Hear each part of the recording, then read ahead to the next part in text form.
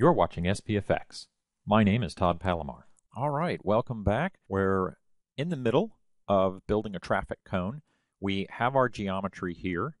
We've built a low polygon version of our traffic cone using just a cylinder, and we've reduced that geometry down to make it easier to work with. Now our next goal is to increase the geometry, to bring that geometry back up to get more of a high resolution appearance to it. As you can see right now, it's very blocky. And this right here isn't so much to do with the amount of geometry, but more to do with how the light is hitting the surface. And we'll deal with that later. But right now, what I want to do is add some more geometry to this so that we get a smoother appearance. Now, on the keyboard, we can press 3 and take our object into a smooth preview mode. This geometry that we're seeing is an approximation. We can convert it and actually get what we're seeing here as real geometry, but we don't want to do that yet because it doesn't look like a traffic cone anymore. So if I go back to 1 on the keyboard, okay, we can see the differences there. And what I'm looking for is that when I hit 3, I essentially want to see what I'm seeing here, but just smoother. So I want all of the definition. I want kind of a square base, so on and so forth. My first step here is to add a little bit more detail around the edges here, mainly because on a traffic cone like this, the edges are not perfectly square. And this is the problem with computer graphics in general, is that when we build something, those edges are always perfect. We don't want that. In the real world, you just don't see it. So I'm going to select those edges, go to Edit Mesh, and I'm going to choose Bevel. Okay, and that's going to give me a slightly rounded, you can still see though, kind of chunky look to it. So I'm going to go into my Bevel parameter in the channel box and go to Segment. So I'm actually looking at the history now of my bevel. So under the segments there, I'm going to hit 2 and just kind of see what I get there, and we can see that we're increasing it. Now I can also click on the word segments and then middle mouse and drag in my viewport left to right and subdivide that geometry further. You can see now we're up to 5. I'm going to bring that back down and just go to 4. Okay, and now I get nice rounded corners, and that's exactly what I'm looking for. That's going to work for me. Now I don't particularly like the actual geometry that it has created here. We have a 5-sided face that is rather large and kind of awkward. These are not good. We want to keep things in triangles or quads. So you can see we have a nice quad here going all the way around, a nice loop. And we have some triangles right here. We can optimize this, and we want to do this. We want to do this early on so that we don't start compounding the mess that we're making here. So I'm going to switch to my modeling toolkit, which is up at the top here, and we'll just activate that. And I'll scroll down and choose Target Weld. We'll click that. Then I'm going to come back and right mouse click on my object and go to Vertex. Okay, and now I get a red circle around the vertex that I want to choose. And this is just a pre-selection highlight. I'm going to click on that, and I want to drag it to this vertex here, which will then weld that point together.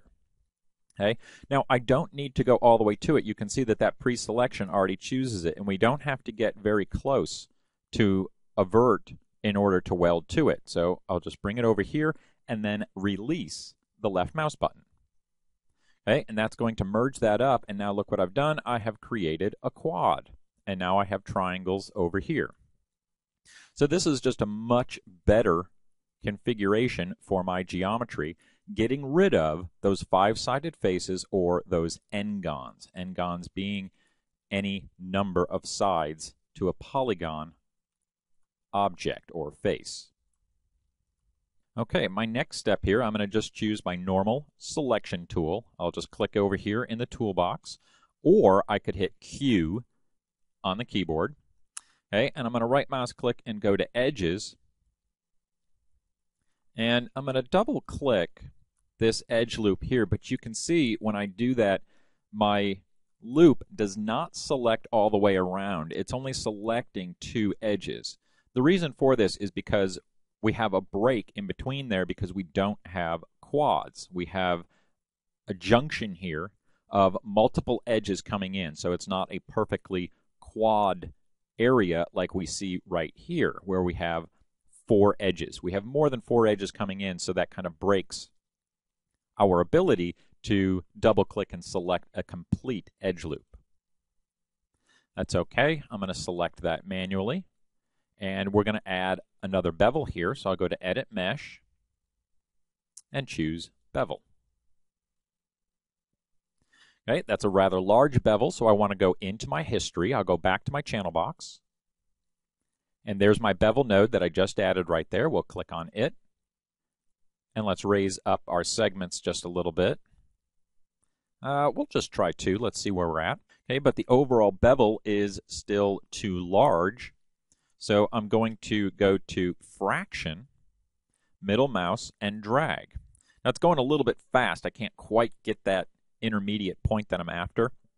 So when I middle mouse and drag in the viewport, I'm going to hold Control, and this will give me that finer control. Okay, and we'll just reduce that down. All right, now I'm going to hit 3, and we can now see that we're starting to get a much better shape. It's not completely smoothing out, and we're not losing all of our detail that we put in there.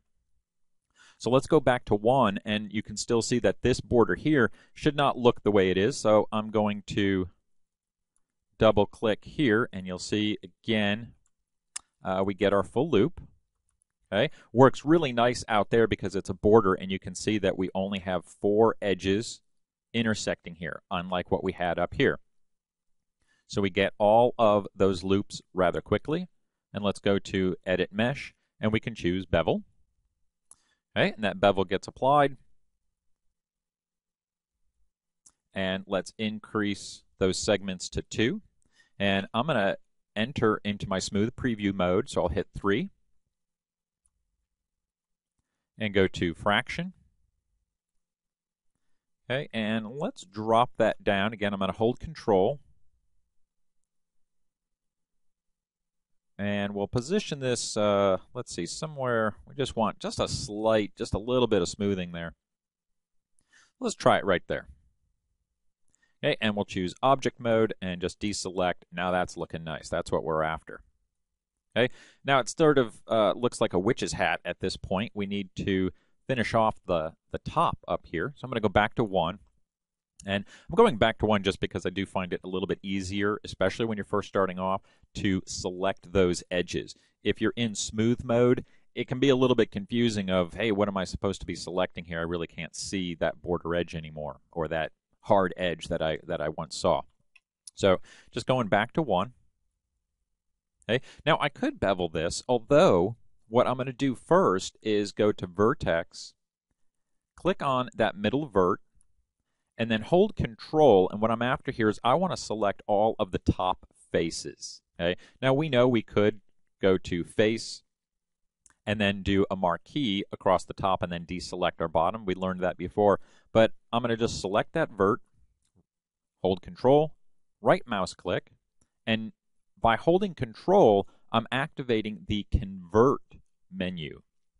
So I'm going to go to 2 faces, and basically what this does is it's going to convert my selection of a vertex into a face. So I'm going to just move down and just choose 2 faces, and you'll see that now it's selected all of the faces up at the top there. That's perfect. That's exactly what I'm after. And I want to put a hole, okay, in the very top up there. So I'm going to go to Edit Mesh and add an extrusion just to bring that in a bit. So we'll go hold Control, and I'll go to Offset, and we'll bring that in just a little bit, maybe around there. And then I'm going to hit G to add another extrusion, and we can watch this happen right here. So I have Poly Extrude Face 3. I hit G. Now I'm on Poly Extrude Face 4, and what I want to do is just bring this down. All right, and that gives it a little bit of a thickness there. And I'll probably end up deleting that, but let's hit 3. Okay, and we can see that it's starting to push in, but we need to do our little trick again of adding a bevel in order to support the geometry that we just added. So I'm going to go back to 1, and let's select both of those loops right there. Edit Mesh, Bevel. There's Bevel 4. Let's add 2 segments. I'll just type that in. Okay, and we'll modify that fraction again, but let's take a look at it in smooth mode. You can see those edges that we added act as holding lines for our geometry or for our detail. And let's just get that to be, it is kind of smoothed up there, so we'll just add a fraction somewhere around right there. That should be good. Okay. Now, I actually think that we should bring that extrusion in just a little bit more. I think the top there should have a bit more of a surface thickness. So I'm going to go back into my history. I'm selecting Poly Extrude 3. Okay, and I'm going to click on my offset parameter here.